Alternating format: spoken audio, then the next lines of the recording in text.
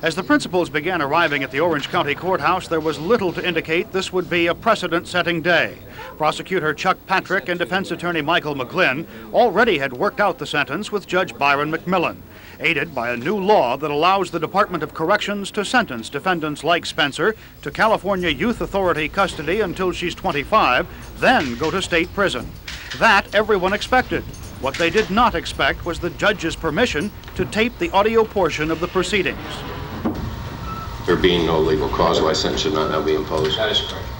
As to counts 1 and 2, the sentence is 25 years to life.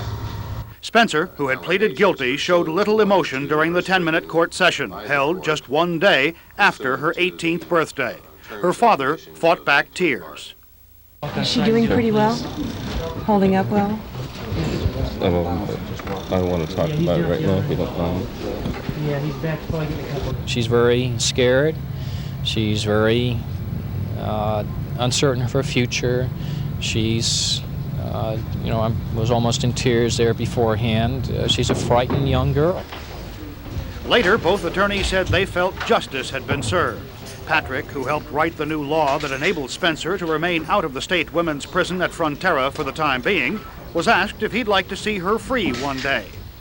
Well, I don't think that's something I can answer at this time. After 30, 40 years, who knows what she'll be like then. Brenda Spencer leaves for the Youth Authority's Ventura School within 10 days. She'll undergo intensive psychiatric counseling there. She'll be eligible for parole in about 16 years. It's tempting, as sentence is passed, to try to write a final chapter to this story, which began more than a year ago at Cleveland Elementary School. But really, there can be no final chapter, at least not for Brenda Spencer, who faces years of confinement, perhaps life, and certainly not for the families of her victims. Dave Cohen, News 8 at the Orange County Courthouse in Santa Ana.